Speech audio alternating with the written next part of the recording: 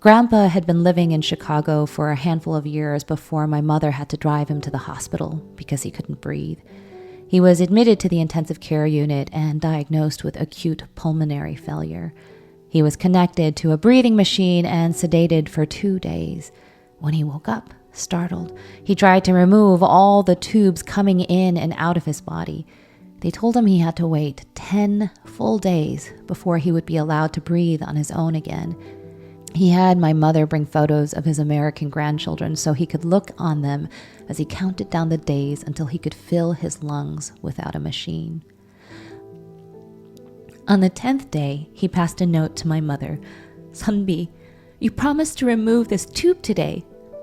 The tube was removed, and for a few glorious hours, my grandfather was able to taste the air. Inevitably, though, his lungs began to fail again. My mother sat at his bedside watching her father's labored breath steal across his face like a thistle of clouds. "I wished I could breathe for him," she wrote to me many years later. Grandpa died the following day.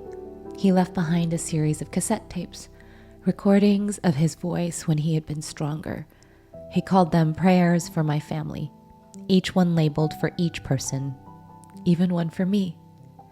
Eldest daughter of Lee family, Joanne.